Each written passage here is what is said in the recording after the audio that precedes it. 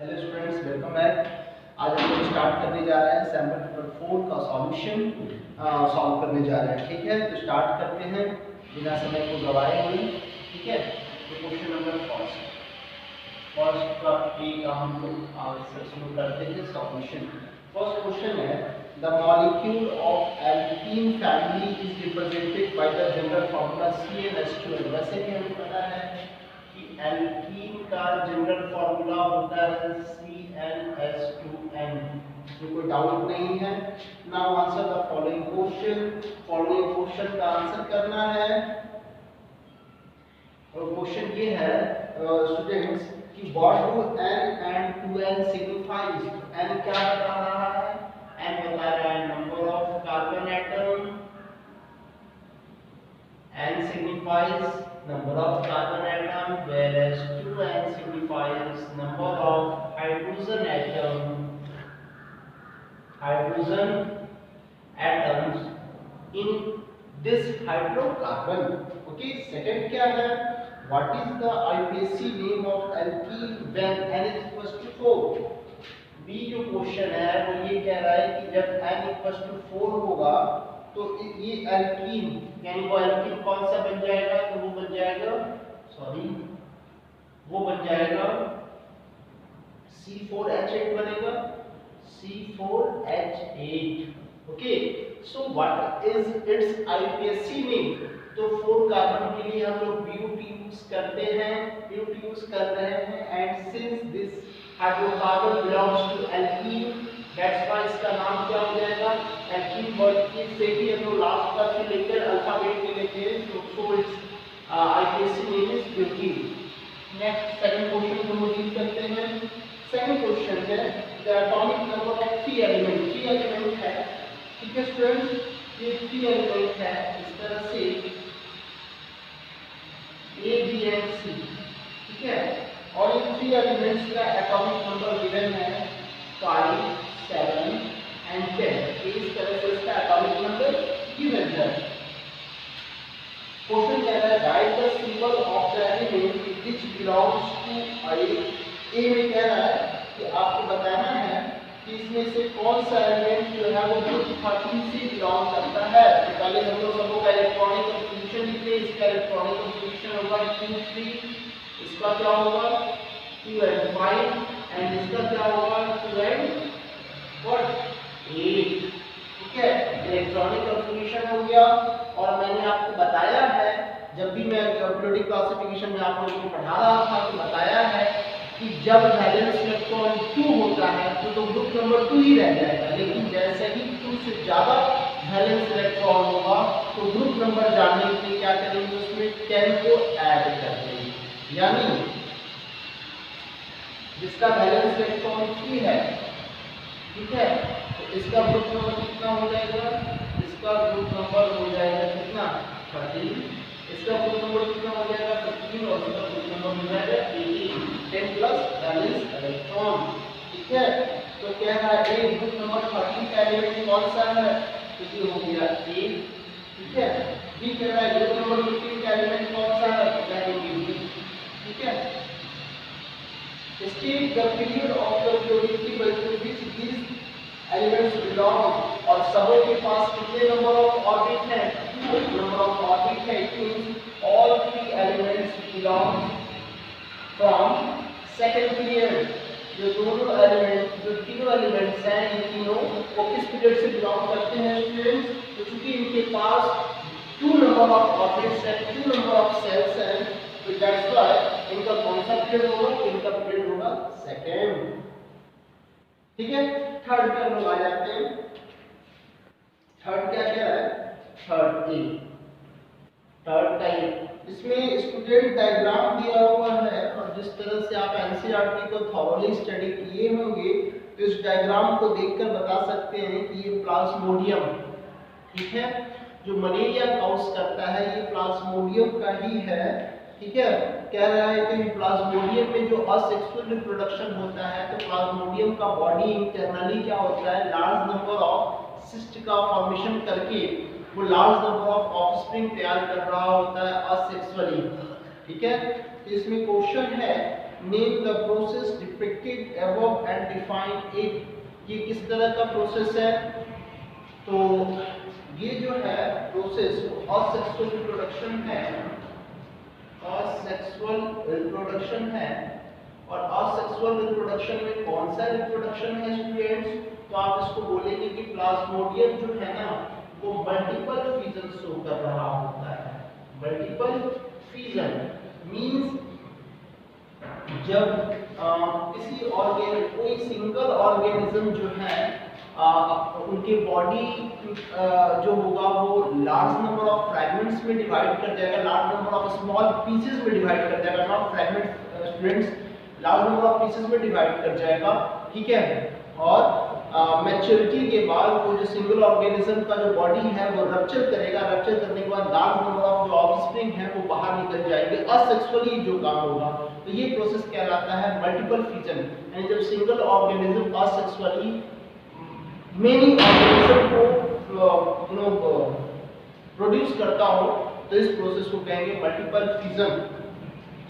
B, इसमें एक और क्वेश्चन है, what is mean by asexual reproduction? Asexual reproduction means such types of reproduction in which only single parent or single individual is involved, है ना।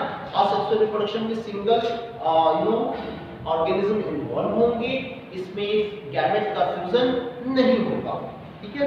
Question number 4 पे आते हैं। बहुत आसान क्वेश्चन है। अब मुझे काफी ट्रस्ट हो गया है कि अब आप लोगों से किसी भी पब्लिकेशन का सैंपल क्वेश्चन पेपर जो है वो ऐसा नहीं है कि सॉल्व नहीं हो रहा होगा, सॉल्व हो रहा होगा। I am trying my level best. मैं कोशिश कर रहा हूँ कि अधिक से अधिक, मैं प्लान तो करता हूँ लेकिन किसी कारण से प्लान जो है ना वो प्रॉपर ढंग से नहीं हो पाता है। तो ये थोड़ा सा प्रॉब्लम है, बट मैं ट्राई करता हूँ कि आप लोगों को मैक्सिमम मैं सॉल्यूशन सैंपल पेपर का प्रोवाइड कर पाऊँ। क्वेश्चन नंबर 4 है, a student noticed that an organism by mistake was cut into 2 parts. After some time he noticed that the both parts developed into new individual. एक student जो है notice करता है कि एक ऑर्गेनिज्म है जो बाय मिस्टेक उसका बॉडी दो से अधिक पार्ट में डिवाइड कर गया और जितने पार्ट्स हैं वो सारे पार्ट्स जो है ना वो न्यू ऑर्गेनिज्म में डेवलप कर गया। तो क्वेश्चन इसमें रेज किया जा रहा है। फर्स्ट क्वेश्चन है होगा, name the mode of reproduction used by the organism. तो उस ऑर्गेनिज्म में किस तरह का रिप्रोडक्शन हुआ? तो इस तरह के रिप्रोडक्शन को हम नाम देते हैं रीजेनरेशन का। रीजेनरेशन का नाम देते हैं। And it is take an example of such organism which can multiply by this process. तो स्टूडेंट मैं 2 ऑर्गेनिज्म का नाम बताऊंगा, एक नहीं जो इस तरह का रिप्रोडक्शन शो करता है। एक तो हो गया प्लैनेरिया एंड दूसरा क्या हो गया हाइड्रा। एक और बात स्टूडेंट आपको याद रखना है, both are multi cellular organisms, ठीक है। बी क्वेश्चन है, state the type of cell which can carry out this process, ठीक है। इसमें ध्यान ये रखना है, क्वेश्चन पूछ रहा है कि किस टाइप के सेल प्रेजेंट होते हैं जिस तरह से उनमें इस तरह का रीजेनरेशन वाला प्रॉपर्टी दिखता है। याद रखना है फ्रेंड, उस सेल का नाम है स्टेम सेल। वैसे आपके बुक में लिखा हुआ है कि स्पेशल टाइप्स के सेल प्रेजेंट होते हैं, तो उस स्पेशल टाइप के सेल का नाम है स्टेम सेल। उस स्पेशल टाइप के सेल्स का नाम है स्टेम सेल। इसी स्टेम सेल्स के प्रेजेंस की वजह से प्लैनेरिया एंड हाइड्रा असेक्सुअली, ठीक है, रीजेनरेशन वाली प्रॉपर्टी शो कर पा रहा होता है, ठीक है। Question number 5, different species use different strategy to determine sex of a new born individual. It can be determined by the environmental cues और can be genetically determined. Explain the statement by giving example for each strategy. Actually ये जो question है थोड़ा सा out of syllabus है, ठीक है। तो खैर मैं डिस्कस कर देता हूँ। कुछ ऑर्गेनिज्म जो है वो अपने जैसे न्यू ऑर्गेनिज्म को जो डेवलप कर रहे होते हैं तो उस दरमियान उनका जो सेक्स है यानी वो मेल होंगे या फीमेल होंगे वो कुछ एक्सटर्नल फैक्टर्स पे डिपेंड करता है। कुछ एक ऑर्गेनिज्म में जैसे टेम्परेचर, टेम्परेचर भी इंपॉर्टेंट रोल प्ले करता है कि कुछ एक ऑर्गेनिज्म में उस ऑर्गेनिज्म का जेंडर क्या होगा, उस ऑर्गेनिज्म का सेक्स क्या होगा। ठीक है, तो ये तो हो गया एक्सटर्नल फैक्टर्स जिसको आप एनवायरमेंटल क्यूज कहेंगे। ठीक है, तो एनवायरमेंटल क्यूज में फाइव में तो एनवायरमेंटल जो क्यूज होगा वो आपका क्या होगा, टेम्परेचर। कुछ एक केस में जो है वो टेम्परेचर डिसाइड कर रहा होता है, ठीक है, कि ऑफस्प्रिंग का जेंडर क्या होना है। और कुछ केस में जो जेनेटिकली बात करें हम लोग, तो जेनेटिकली आप जैसा कि जानते हैं कि सेक्स डिटरमिनेशन वाला टॉपिक पढ़े हैं कि यदि मेल का जो एक्स क्रोमोसोम कैरी कर रहा गैमेट फीमेल गैमेट के साथ फ्यूज करेगा तो गर्ल्स बनेगा, है ना, जो न्यूबॉर्न में भी होगा उसका जेंडर होगा गर्ल। और यदि वाई क्रोमोसोम कैरी कर रहा मेल गैमेट यदि फीमेल गैमेट के साथ फ्यूज करेगा तो इसकी वजह से जो ऑफस्प्रिंग तैयार होगा उस ऑफस्प्रिंग का जेंडर होने जा रहा है क्या, मेल यानी बॉय। ठीक है, ये चीज को ध्यान रखना है। इस तरह से ये भी हो गया। और की बात करके और में क्वेश्चन है, in human beings the statistically probability of getting either a male or a female child is 50%, give reason। इस क्वेश्चन को मैं मल्टी टाइम डिस्कस कर लिया हूँ क्योंकि इसमें 50% की प्रोबेबिलिटी होती है। जैसे सपोज करें कि मेल की साइड से जो गैमेट रिलीज होगा, ये मेल गैमेट्स हो गए और ये ह्यूमन बीइंग्स में ये फीमेल गैमेट्स हो गए। ठीक है, तो जो मेल गैमेट होगा ह्यूमन बीइंग्स में, ह्यूमंस की बात कर रहे हैं हम लोग, तो इसमें 2 टाइप्स के होंगे, 22 प्लस x होगा और 22 प्लस y होगा। ये मेल गैमेट की बात है। ठीक है, फीमेल गैमेट जो भी होगा वो कैसा होगा, तो 22 प्लस x होगा। तो इसमें दो ही मतलब हाफ की प्रोबेबिलिटी बनती है गर्ल होने का और हाफ प्रोबेबिलिटी बनता है क्या, बॉय होने का। यानी 50% की प्रोबेबिलिटी है 44 प्लस xy, यानी 50% जो है वो y की प्रोबेबिलिटी है एंड 50% क्या है, गर्ल की प्रोबेबिलिटी है। तो इस तरह से आप देख सकते हैं, क्योंकि देखिए प्रोबेबिलिटी निकालते हैं तो number of events upon total number of events, है ना, तो कितने आउटकम आ रहे हैं।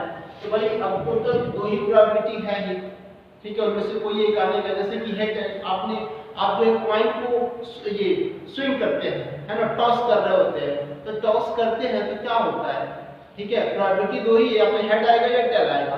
तो हेड आने की प्रोबेबिलिटी 50% यानी 1/2 और टेल आने की प्रोबेबिलिटी कितनी होती है, 1/2 यानी 50%।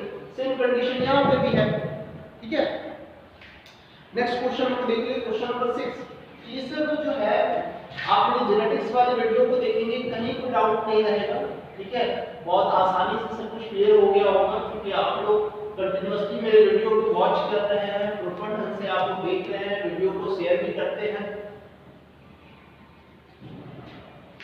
नेक्स्ट है 6, डायग्राम शोज लेंथवाइज 2 सेक्शन। इसमें जो है वो 2 सेक्शन दिया हुआ है, यानी एक वायर है, ठीक है, कुछ इस तरह का वायर है।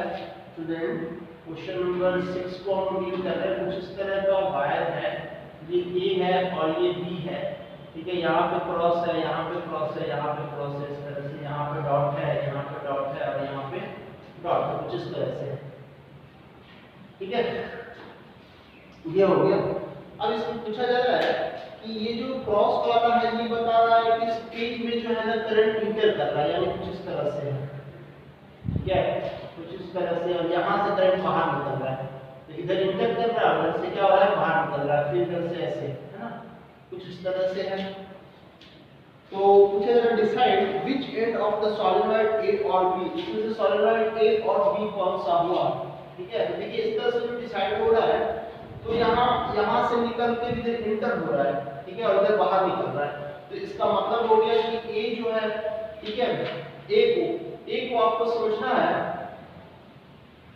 कि यहाँ पे कौन सा पोल हो गया। ठीक है, देखिए ध्यान से, नीचे से जो है वो बाहर की तरफ निकल रहा है, ठीक है, फिर यहाँ से ऐसे बाहर की तरफ निकल रहा है, तो इसका मतलब है कि यदि कोई मैग्नेट है तो वहां से मैग्नेटिक फील्ड लाइन से जो निकल रहा है, इसका मतलब वो मैग्नेट का नॉर्थ पोल हो गया, और जहां पे वो इंटर कर रहा है वो मैग्नेट का साउथ पोल हो गया। तो इसका मतलब कह रहा है कि ए और B will behave as a north pole. इसमें से नॉर्थ पोल कौन सा बिहेव करेगा? तो ऑब्वियस सी बात है, नॉर्थ पोल के लिए जो है वो हम लोग बात करेंगे, वो बिहेव कर रहा होगा ए। ठीक है, give reason for your answer. This is because magnetic field lines emerges from the north pole, है ना, और नॉर्थ पोल से इमर्ज करेगा, और उसके बाद देखिए तो उसका डायरेक्शन कैसा होगा? तो नॉर्थ पोल से इस तरह से इमर्ज करेगा तो उसका कैसा हो जाएगा? क्लॉकवाइज डायरेक्शन होगा। बी है, also draw the field lines inside the solenoid। solenoid के इनसाइड किस तरह का फील्ड लाइंस होता है? बहुत आसान है, यदि ये वाला नॉर्थ हो गया तो ये साउथ हो गया, तो inside the magnetic field lines कैसा होता है? पैरेलल होगा, यूनिफॉर्म होगा, और वो हमेशा होगा साउथ टू नॉर्थ। ठीक है, इसमें और का क्वेश्चन है, a coil of insulated copper wire. एक कॉइल है जो कि इंसुलेटेड कॉपर वायर का है, is connected to a galvanometer, जो कि किससे कनेक्टेड है? गैल्वेनोमीटर से कनेक्टेड है, as shown in the diagram. जैसा डायग्राम में गिवन है, आप स्टूडेंट देखोगे डायग्राम को। State your observation when a bar magnet is. अब ऑब्जर्वेशन करके देखना है कि क्या आप ऑब्जर्व करते हैं। ठीक है, ये हो गया 6 का ऑर्डर, 6 का ऑर्डर। आप क्या ऑब्जर्वेशन कर रहे हैं? तब pushed into the coil with its north pole entering first। यदि नॉर्थ पोल को कॉइल के अंदर एंटर करेंगे तो ऑब्वियस है कि उस कॉइल में करंट इंड्यूस कर जाएगा, और इस इंडक्शन ऑफ इलेक्ट्रिक करंट की वजह से, जिसको आप इलेक्ट्रोमैग्नेटिक इंडक्शन कहते हैं, इस करंट के इंडक्शन की वजह से गैल्वेनोमीटर का जो मिडिल है वो डिफ्लेक्शन दिखाएगा। लेकिन याद रखना है कि गैल्वेनोमीटर का जो मिडिल है वो डिफ्लेक्शन दिखाता है, तो वो डिफ्लेक्शन मोमेंटरी डिफ्लेक्शन होता है। ऐसा नहीं है कि परमानेंट वो जिस डायरेक्शन में करंट का फ्लो हो रहा है उसी डायरेक्शन में वो परमानेंटली इस तरह से बेंड करके रह गया, नहीं, वो बेंड करेगा वापस अपना जीरो पोजीशन पे आ जाएगा। बी है, held at rest inside the coil. और जब मैग्नेट को कॉइल के अंदर ले गए और रेस्ट पोजीशन में कॉइल को छोड़ दिए, मैग्नेट को छोड़ दिए, तो जब इस तरह से मैग्नेट या कॉइल कोई भी मूव नहीं करेगा, किसी में रिलेटिव मोशन नहीं होगा, तो इसका मतलब है कि मैग्नेटिक फील्ड में किसी तरह का कोई चेंजिंग नहीं आ रहा है। और जब मैग्नेटिक फील्ड में चेंजिंग नहीं आएगा तो इलेक्ट्रोमैग्नेटिक इंडक्शन वाला प्रोसेस नहीं अकर होगा। इसका मतलब है कि कॉइल में करंट नहीं दिखेगा। ठीक है, ये ध्यान रखना है। नेक्स्ट है क्वेश्चन नंबर 7। क्वेश्चन नंबर 7 हम लोग देख रहे हैं, ये सब हो गया, 6 भी हमने डिस्कस कर लिया। क्वेश्चन नंबर 7 देख रहे हैं। क्वेश्चन नंबर 7 बिल्कुल फोर्थ चैप्टर बेस्ड है। ठीक है, ये बहुत आसान है।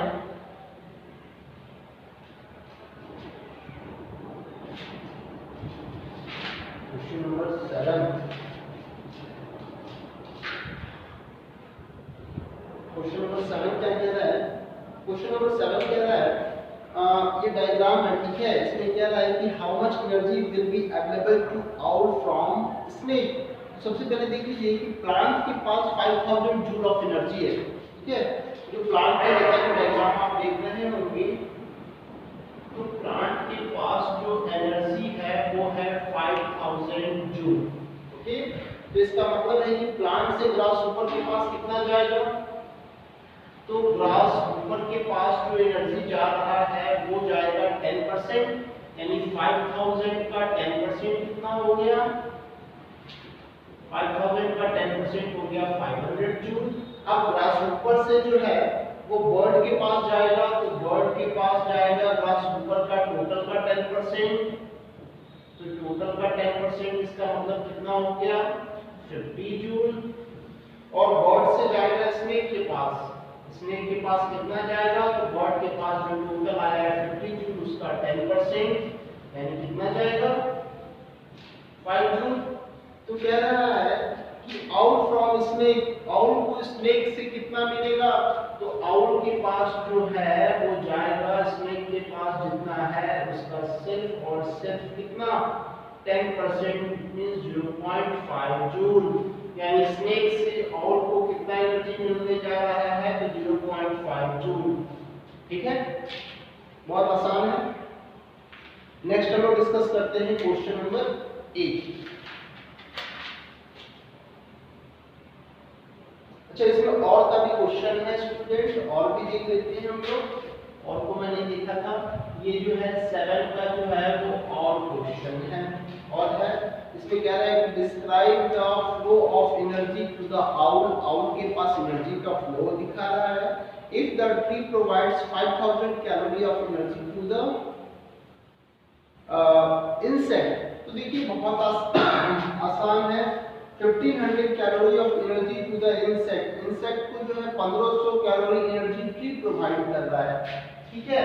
तो इंसेक्ट के पास 1500 हो गया, तो ट्री स्यूज के पास कितने होंगे भाई, तो 1500 का 10%, 1500 का 10% यानी 150 जूल, ठीक है।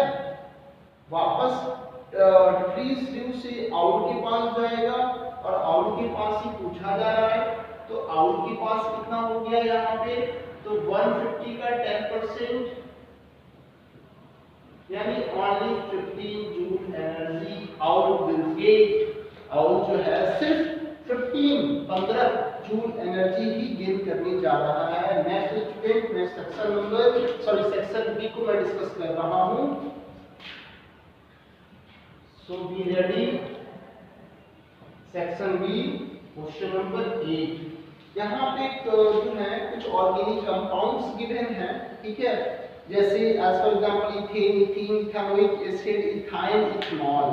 इसमें से आपको आइडेंटिफाई करना है the compound having functional group OH, यानी जिसका फंक्शनल ग्रुप यानी Fg जो है वो बॉन्ड OH किसका होगा, तो ऑब्वियस है ये फंक्शनल ग्रुप है अल्कोहल का, अल्कोहल का है फंक्शनल ग्रुप। तो अल्कोहल का होने का मतलब है ये किसका हो गया, इथेनॉल का, ठीक है। फिर है बॉन्ड, फंक्शनल ग्रुप हो गया बॉन्ड COOH, तो ये फंक्शनल ग्रुप है कार्बोक्सिलिक एसिड का। यहां तक आपको वो दिख रहा होगा स्टूडेंट्स, कार्बोक्सिलिक एसिड का है ये, और इसका कौन सा कंपाउंड दिया हुआ है, तो दिया हुआ है ethanoic acid, ethanoic acid given है, ठीक है। नेक्स्ट है, ये तो एक आंसर हो गया। नेक्स्ट है बी, कह रहा है कि गैस यूज्ड इन वेल्डिंग। तो स्टूडेंट, आपने लोहे को जोड़ता हुआ वेल्डिंग करता हुआ आपने देखा होगा रोड साइड वगैरह में, गैरेज वगैरह में, तो वहां पे जो गैस वेल्डिंग के समय वेल्डिंग के समय जो गैस यूज की जाती है वो गैस कुछ और नहीं है बल्कि एसिटिलीन गैस है, यानी इसको आप कहेंगे इथाइन गैस है, इथाइन। इसका फार्मूला होता है C2H2, एसिटिलीन भी इसका नाम है, ठीक है। इसी गैस का यूज किया जाता है वेल्डिंग में। C, homology of the homologous series with general formula CnH2n plus 2, यानी इसमें CnH2n plus 2 को कौन सा कंपाउंड का इसमें वो जनरल फार्मूला है, तो इसका जो आंसर होगा C का, वो आंसर है आपका इथेन, यानी अल्कीन का जो है वो जनरल फार्मूला होता है CnH2n plus 2। तो अल्कीन का ही ये होमोलॉजी है, कौन सा, इथेन, ठीक है स्टूडेंट। तो क्वेश्चन नंबर 8 इस तरह से कंप्लीट हो गया। नेक्स्ट हम लोग देख लेते हैं क्वेश्चन नंबर 9। क्वेश्चन 9 देखते हैं।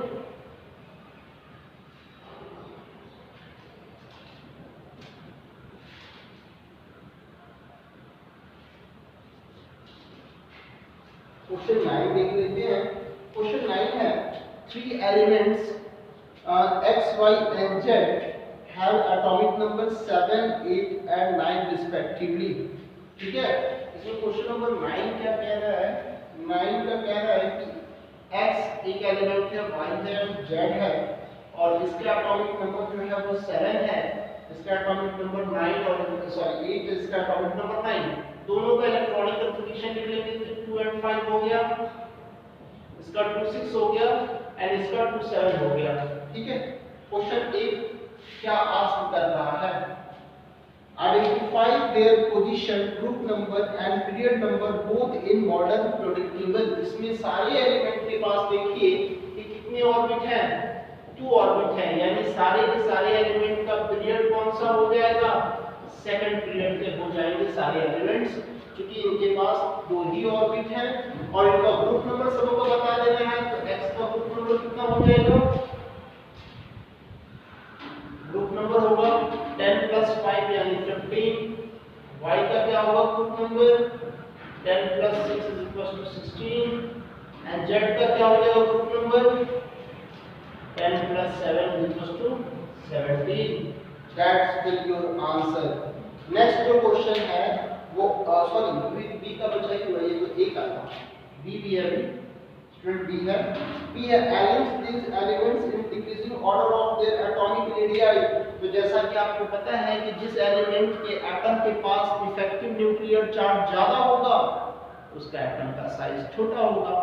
ठीक है, तो किसी एक पीरियड की बात करें यानी पीरियड सेकंड की बात करें तो हम लोग उस पीरियड में यदि लेफ्ट टू राइट मूव करेंगे तो नॉन मेटल के साइड जा रहे हैं और इस तरह से एटम का जो रेडियस है वो घट रहा होता है।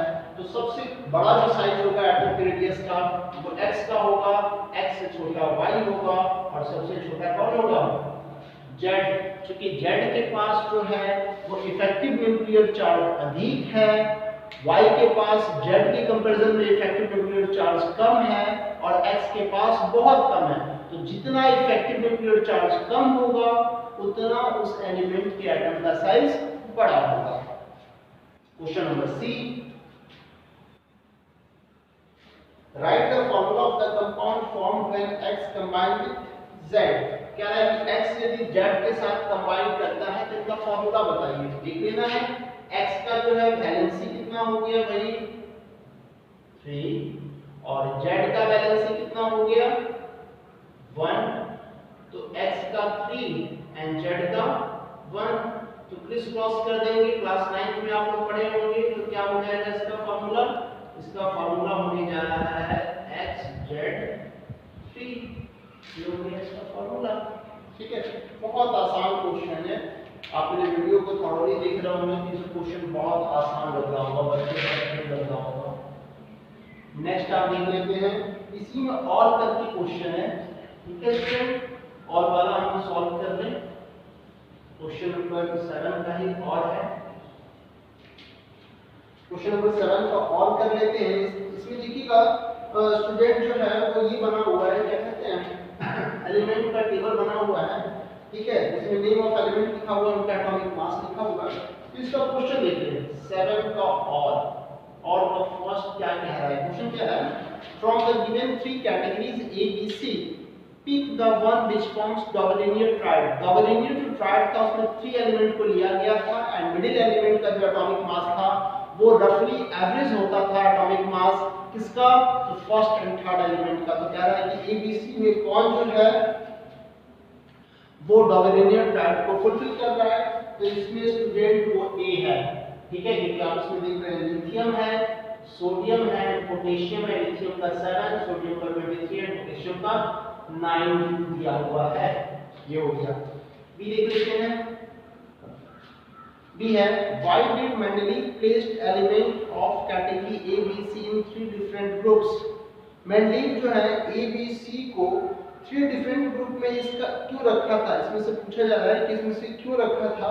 तो डिफरेंट ग्रुप में रखने का मतलब ये है कि उनका केमिकल प्रॉपर्टीज क्या था, एक दूसरे से डिफरेंट था। ठीक है, लेकिन एक बात आपको बता दूं कि मेंडलीव का जो पीरियोडिक टेबल था वो उनका पीरियोडिक टेबल जो था उसमें एलिमेंट को increasing order of atomic masses में अरेंज किया गया था, एक बात। और दूसरी बात, मेंडलीव सर ने इन एलिमेंट की कैटेगराइजेशन करने के समय इस बात का ध्यान रखा था कि वो जो भी एलिमेंट हैं 63 एलिमेंट को उन्होंने कैटेगराइज किया था। जो भी एलिमेंट हैं वो ऑक्सीजन और हाइड्रोजन के साथ रिएक्ट करने के बाद उनके हाइड्राइड और ऑक्साइड का केमिकल नेचर क्या है। ठीक है, इसको डिसाइड करके उन्होंने अलग-अलग ग्रुप में रखा था। सी देख लेते हैं, is Newlands law of octave applicable to all these 3 categories. तो पूछा जा रहा है कि क्या न्यूलैंड्स का जो ऑक्टेव है, ऑक्टेव रूल, क्या वो तीनों कैटेगरी के एलिमेंट के लिए एप्लीकेबल है? तो स्टूडेंट नहीं है। वहां ड्रॉबैक में भी हमने बताया है आपको कि न्यूलैंड्स का जो लॉ ऑफ ऑक्टेव है that was only applicable for the lighter element it means up to calcium element, यानी कैल्शियम तक ही एप्लीकेबल है। लेकिन आप इसमें तो देखिएगा तो गैलियम भी, एल्यूमिनियम तो ठीक है चलेगा, लेकिन गैलियम वगैरह है, आर्सेनिक है, तो ये लोगों का इतने हायर एलिमेंट का लॉ ऑफ ऑक्टेव का रूल फॉलो नहीं कर रहा था, सिर्फ कैल्शियम तक कर रहा था। ठीक है, तो यहाँ आंसर कर देंगे no, Newlands law of octave applicable to not all 3 categories. ठीक है।